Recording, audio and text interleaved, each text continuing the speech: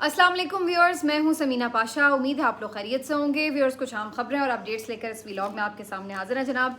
खबरें ज़्यादातर अदालत से ही जुड़ी हुई हैं जनाब। ज़्यादातर जो आजकल मामलात के फ़ैसले हैं वो अदालतों से ही मिल रहे हैं। तो आज सुन्नी इत्तेहाद काउंसिल या पाकिस्तान तहरीक इंसाफ को मखसूस नशिस्तों की फराहमी के हवाले से जो केस है उसके ऊपर समात हुई। बड़ी दिलचस्प समात रही। ये भी कल की तरह आज के रोज़ भी बड़े दबंग किस्म के रिमार्क्स और बड़े इंटरेस्टिंग किस्म के मनाजिर देखने को मिले। तफसील आपको बताते हैं और ये भी बताऊंगी कि क्या इम्कानात नज़र आ रहे हैं इस केस में। इसके साथ साथ एक और अहम मामला, और ये अहम मामला था जनाब इलेक्शन कमीशन के ट्राइब्यूनल के जज चेंज करने का। इसके ऊपर हमेशा की तरह इलेक्शन कमीशन ने नून लीग को बिल्कुल मायूस नहीं किया और ये समातों के लिए एक्सेप्ट कर ली गई हैं दरख्वास्तें नून लीगियों की। अभी फैसला नहीं हुआ कि रिटायर्ड जज मिल जाएंगे, लेकिन काबिल समात करार दे दी गई हैं इनकी ये दरख्वास्तें। तो इसके ऊपर फर्दर अब उन्होंने नोटिस जारी कर दिए हैं। इसके अलावा आपको बताएंगे फैसल वावडा और मुस्तफ़ा कमाल के तौहीन अदालत केसेस के हवाले से भी, ये भी बड़ा इंपॉर्टेंट मामला है। और एक खबर जुड़ी हुई है इद्दत केस से भी। तो ये काफ़ी कुछ है जी आज के व्लॉग्स में। आपसे रिक्वेस्ट है कि चैनल को सब्सक्राइब कर लें अगर अभी तक सब्सक्राइब नहीं किया। सबसे पहले बल्ला पीछा नहीं छोड़ रहा। बल्ले का जो फैसला किया है उसमें काजी साहब को बार बार सुबकी का सामना करना पड़ता है, वजाहतें देनी पड़ती हैं, दलाइल देने पड़ते हैं, दिफा करना पड़ता है, लेकिन आखिर में ये सब कुछ बिल्कुल बेसूद दिखाई देता है। ये ऐसा फैसला था जब दिया गया था, जब ही सब ये बात कह रहे थे कि ये एक ऐसा फैसला है जो काजी साहब आपकी जान नहीं छोड़ेगा, ये अब आपकी लेगेसी बन चुका है। और अब आप कहीं भी दुनिया में रहें, चाहे आप भी बादज़ रिटायरमेंट गुमनामी में जाना चाहें, लेकिन ये बल्ले के निशान का फ़ैसला आपको गुमनामी में जाने नहीं देगा।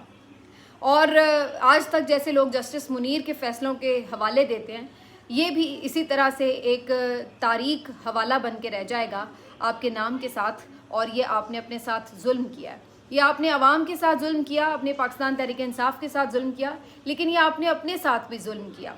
और ये आज हमें दिखता है जब हम लाइव स्ट्रीमिंग देखते हैं।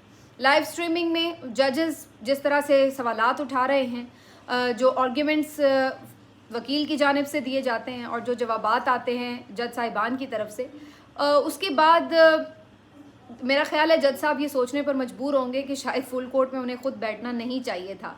पीटीआई ने तो एतराज़ नहीं किया, लेकिन उनके अपने लिए अच्छा होता कि वो ना ही बैठते। तो इस तरह से उन्हें अपने फ़ैसलों का, अपने कमज़ोर और गलत फ़ैसलों का दिफा ना करना पड़ता जैसे उन्हें करना पड़ रहा है। उल्टा उनकी और हर रोज़ सुबकी हो रही है और हर रोज़ उनको इस एम्बैरसमेंट का सामना करना पड़ रहा है। अब आज के रोज़ भी बड़े सख्त सवालात और बड़ी इम्पॉर्टेंट ऑब्जर्वेशंस जज साहिबान की, जिसमें हमने देखा कि आज ये बात की गई कि भाई जब बल्ले का निशान ही सिर्फ छीना गया था इंडिविजुअली, काजी साहब ने खुद ये तौजी पेश की कि हमने तो सिर्फ पार्टी से बल्ले का निशान छीना था। तो जो आज़ाद उम्मीदवार खड़े हुए थे वो खुद जाकर कह देते कि जी हमें बल्ले का निशान देते हैं, ज़ाती हैसियत में मांग लेते।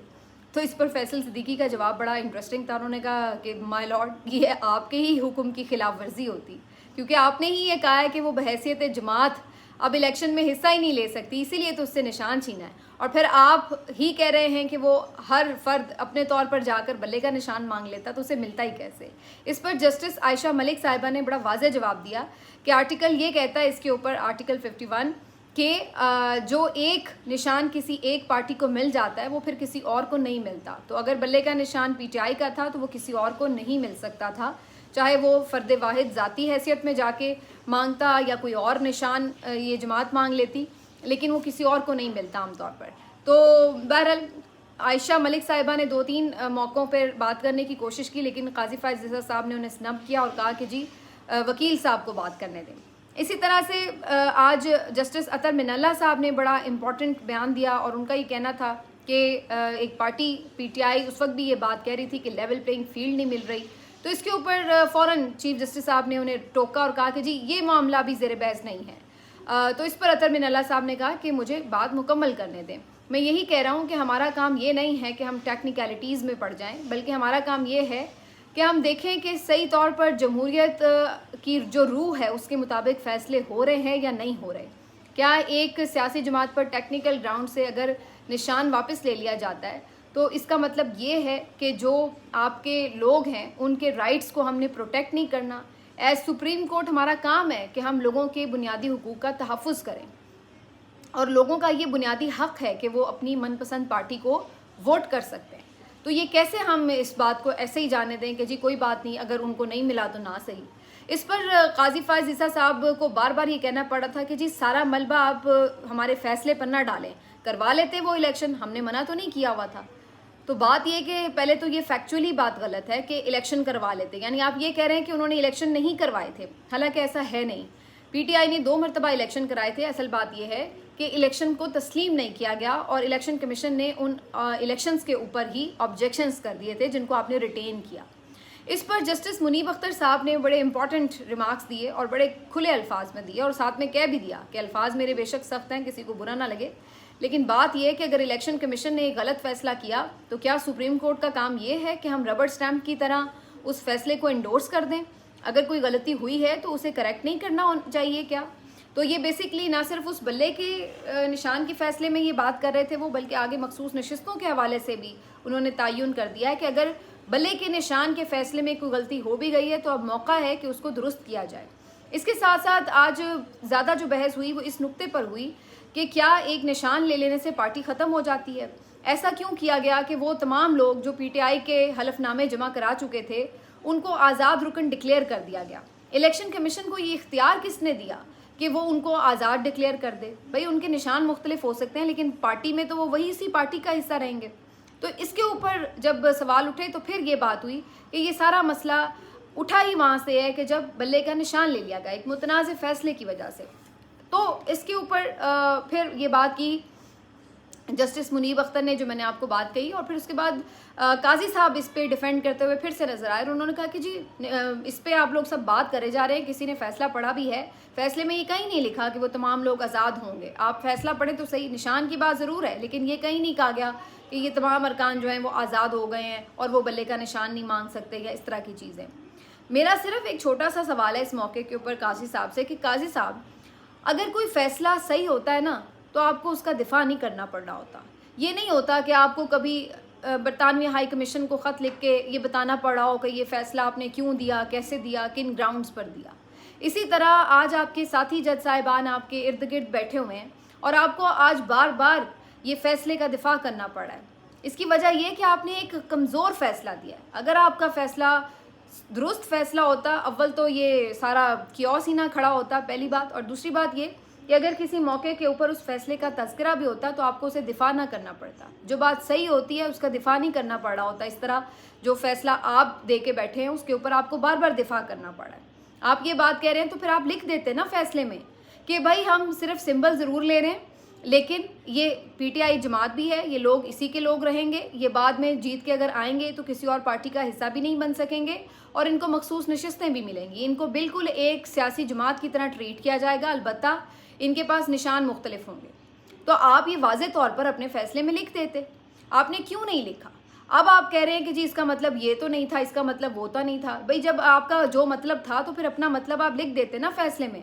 अब तो इलेक्शन कमीशन की सवाबदीद है कि वो आपके फैसले से क्या क्या मतलब निकाल ले, या कोई वकील आपके फैसले से क्या मतलब निकाल ले, या कोई दूसरी सियासी जमातें आपके फैसलों से क्या मतलब निकाल लें। तो आप अपना मतलब खुद ही लिख देते फैसले में। और फिर दूसरी इंपॉर्टेंट बात यह है कि कब से बल्ले का फैसला रिव्यू पिटिशन जो है वो पड़ी हुई है, आप उसको फिक्स कर देते। अगर रिव्यू पिटिशन पे फैसला आ चुका होता और उसके अंदर ये तमाम सवालात के जवाबात एड्रेस हो चुके होते तो ऑटोमेटिकली शायद ये मखसूस नशिस्तों का केस ही सामने ना आता।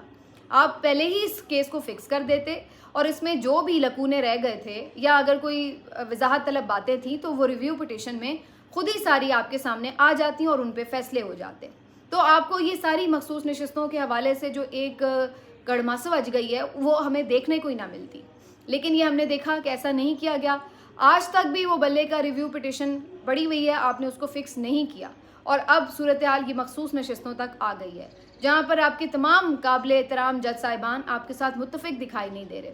जस्टिस मंसूर अली शाह साहब इस बात पे बिल्कुल क्लियर हैं कि ये नशिस्तें किसी और को तो बहरहाल नहीं मिल सकती, क्योंकि ये जो जीती हुई जमातें उन्हीं को उनके तनासुब से मिलती हैं। और ये आज बात हुई कि अगर सिर्फ 2 सियासी जमातें जीत के आए हैं और बाकी सारे आज़ाद अरकान, तो क्या 70 नशिस्तें जो हैं उन तमाम जो सियासी जमातें जीत के आई हैं सीटें उनको मिल जाएंगी। तो ये एक वैसे ही मज़ाक़ा ख़ेज़ लॉजिक बनती है इस कानून की। तो ये तो कानून की लॉजिक हो नहीं सकती। इस पे तो सब क्लियर है कि हुकूमत को तो ये नहीं मिलने लगी। अब ये नशिस्तें मिलनी है तो सुन्नी इत्तेहाद काउंसिल को मिलनी है या पाकिस्तान तहरीक इंसाफ को मिलनी है। दोनों सूरतों में बात तो एक ही है, लेकिन उससे फ़ायदा ये होगा कि पाकिस्तान तहरीक इंसाफ फिर एज़ पाकिस्तान तहरीक इंसाफ ही पार्लिमानी पार्टी बनकर बीच में पार्लियामेंट के मौजूद होगी। और अगर बिलफर्ज ये कहा भी जाता है कि चूंकि अब इन्होंने शमूलियत इख्तियार कर ली है सुन्नी इत्तेहाद काउंसिल में, लिहाजा ये सुन्नी इत्तेहाद काउंसिल है अब, तो फिर भी इस सूरत में भी नशिस्तें तो इनको ही मिलेंगी या फिर हुकूमत को तो बहरहाल किसी सूरत नहीं मिलती। अब तय यही करना है इस वक्त कि ये नशिस्तें PTI को मिलनी है या सुन्नी इत्तेहाद काउंसिल को मिलनी है। इसके साथ साथ आज जो एक और बड़ा इम्पॉर्टेंट मामला था वो ये था कि इस सारे मामले में ये भी बात हुई, बल्कि जिस तरह से मैंने जिक्र किया कि जो काजी साहब हैं वो हमें बैकफुट पे इस तरह से नज़र आए, और फिर अब जो बज़ाहिर सूरत हाल नज़र मुझे आ रही है, अब फ़िलहाल तो इस केस की समाअत 24 जून तक मुलतवी कर दी गई है और आगे से ये कहा गया है कि रोज़ाना की बुनियाद पर समाअत होगी। तो अगर रोज़ाना की बुनियाद पर समाअत होती है तो 3-4 समाअतों में मैक्सिमम ये केस वाइंड अप होता हुआ नज़र आ रहा है। तो इसी महीने के अंदर ही, जून में ही इसका फ़ैसला मैं तो एक्सपेक्ट कर रही हूँ। बाकी देखते हैं कि क्या होता है, लेकिन इसमें काफ़ी कभी इम्कान है कि ये फ़ैसला पाकिस्तान तहरीक इंसाफ के हक़ में आ सकता है। जो 2 समाअतें हुई हैं उसने काफ़ी सारी चीज़ों को बिल्कुल वाज़े कर दिया है। अब आज एक और अच्छी इम्पॉर्टेंट डेवलपमेंट ये भी हुई है कि आमतौर पर 15 जून से छुट्टियां हो जाती हैं मौसम गर्मा की सुप्रीम कोर्ट में भी, लेकिन आज ये तय किया गया है, सुप्रीम कोर्ट की तरफ से एक एलामिया जारी हुआ है कि जनाब चूँकि बोझ बहुत ज़्यादा है केसेस का, इसलिए इस दफ़ा जो गर्मियों की छुट्टियाँ वो 1 महीना ताख़ीर से की जाएंगी। तो अब ये छुट्टियाँ 15 जुलाई से की जाएंगी। तो जून का जो सारा महीना है उसमें भी काम होगा, जिसकी वजह से बाज़ाहिर लग रहा है कि ये जो पेंडिंग केसेस हैं इनके ऊपर कोई ना कोई चीज़ें सामने निकल आएंगी जो ख़ास तौर पर यहाँ पर पॉलिटिकल मामलात से जुड़े हुए हैं। तो ये था जनाब आज सारा अहवाल मखसूस नशिस्तों का, जिसमें बिल्कुल आप कह सकते हैं कि काजी साहब जो हैं वो बड़े बैकफुट पर दिखाई दे रहे हैं। अब आ जाते हैं जी कि फैसल वावडा और मुस्तफ़ा कमाल की तौहीन अदालत की कार्रवाइयों पर क्या हुआ। फैसल वावडा और मुस्तफ़ा कमाल दोनों ने अपने अपने जवाब जमा करवाए हैं।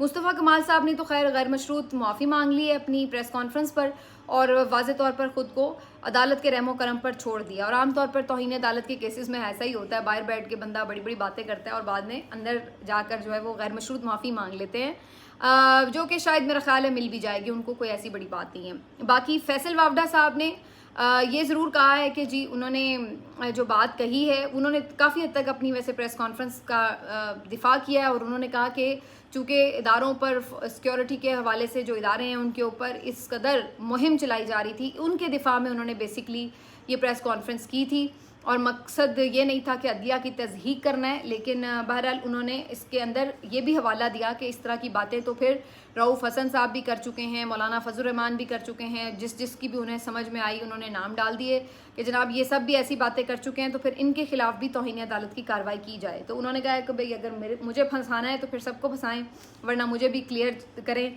तो फैसल वावडा साहब ये जो केस है इसको थोड़ा सा आर्ग्यू करते हुए नज़र आ रहे हैं, लेकिन बादिन नज़र में मुझे तो ये नज़र आ रहा है ये दोनों ही इस केस से फ्री हो जाएंगे, कोई ख़ास इसके ऊपर सज़ा नहीं होगी।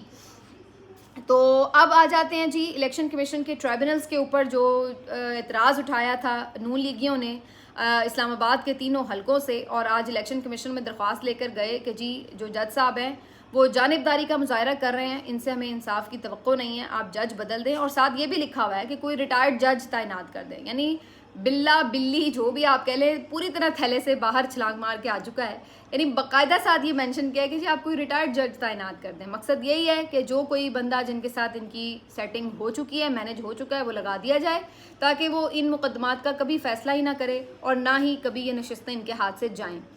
तो इलेक्शन कमीशन चूँकि आपको मालूम है कि पूरी तरह नून लीग को हर तरह से सहूलतकारी फ्राहम करता है, तो अगरचे चीफ इलेक्शन कमिश्नर ने इन दरख्वास्तों पर ये ज़रूर कहा कि आपको एतराज़ किया है, तो उन्होंने कहा जी देखें, उन्होंने तो ये कहा है कि अगर आपने बयान हल्फी झूठे जमा कराए तो आपको हम यहीं से जेल भेज देंगे। तो इस पर इलेक्शन कमिश्नर ने कहा तो उन्होंने इसमें ऐसा गलत क्या कहा है। बहरहाल इलेक्शन कमिश्नर की ये बातें सिर्फ दिखाने की होती हैं, अंदर खाते उन्होंने करना वही होता है जो नून लीग की ख्वाहिश और मंशा होती है और उसके साथ मिलकर ही सब कुछ कर रहे होते हैं। तो उन्होंने ये जो दरख्वास्तें हैं उनकी काबिल समात करार दे दी हैं और इसके ऊपर मज़ीद 6 जून को अब समात होगी, जिसमें वो फिर अल्टीमेटली फ़ैसला करेंगे कि क्या जज साहब तब्दील करने हैं या नहीं। मेरी नज़र में वो यही फ़ैसला करेंगे कि जस्टिस तारिक महमूद जहांगीरी से ये केसेस लेके किसी और को दे दिए जाएंगे। और ये एक ऑब्वियस सी बात है, इसीलिए ये सारा जो आपने इलेक्शन एक्ट में तरमीम का ऑर्डिनेंस देखा था उसका मकसद ही ये था कि उसकी वजह से जो भी जजेस इलेक्शन ट्रिब्यूनल्स में फ़ैसला करने जा रहे हैं उनको रोका जाए और उनकी जगह दूसरे जजेस को तैनात किया जाए। तो इससे मुझे तो कोई उम्मीद नहीं है इलेक्शन कमीशन से कि वो इसमें नून लीगियों को मायूस करेंगे। उनकी बिल्कुल मंशा के मुताबिक ही फ़ैसला आएगा, लेकिन बहरहाल 6 जून को इसके ऊपर मज़ीद समात है। और आखिर में जनाब इसके हवाले से इद्दत केस के हवाले से भी आपको मैं अपडेट कर दूं। इद्दत केस के हवाले से मैंने आपको लास्ट व्लॉग में बताया था कि बहुत लंबी तारीख दी गई है, 25 जून की तारीख दी गई थी अगले जो जज साहब हैं, नए जज साहब हैं, उनकी तरफ से समाअत के लिए।